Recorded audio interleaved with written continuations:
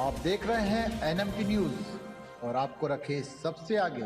भारत और अमेरिका मिलकर लंबी दूरी तक वार करने वाले हथियार बनाने पर काम कर रहे हैं। इसका इस्तेमाल चीन को काउंटर करने के लिए एलएसी पर किया जाएगा। ये जानकारी अमेरिका के रक्षा मंत्रालय पेंटागन के टॉप अधिकारी एली रेटनर ने दी है। चीन को लेकर अमेरिकी संसद में हो रही एक बैठक के दौरान इंडो पैसिफिक सिक्योरिटी अफेयर्स के असिस्टेंट सेक्रेटरी रेटनर ने अमेरिका के इस फैसले को अभूतपूर्व बताया है। उन्होंने कहा, ये फैसला दिखाता है कि बाइडेन प्रशासन इंडो पैसिफिक में अपने दोस्तों की मदद के लिए तैयार है। रेटनर ने कहा कि अमेरिका न सिर्फ भारत बल्कि जापान और ऑस्ट्रेलिया की भी दुश्मन पर हमला करने की क्षमता बढ़ाने में मदद कर रहा है। पीएम मोदी की विजिट से पहले तैयार हुआ था मसौदा।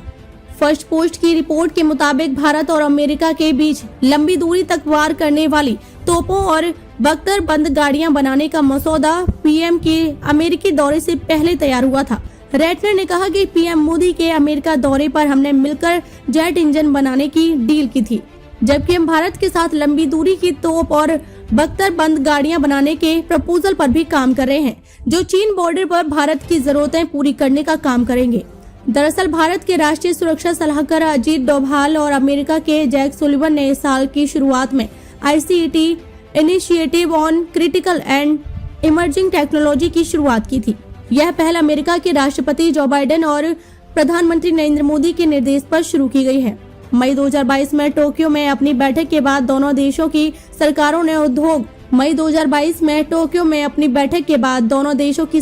ने उद्योगों और अकादमिक संस्थानों के बीच टेक्नोलॉजी शेयर करने व रक्षा औद्योगिक साझेदारी बढ़ाने की घोषणा की थी।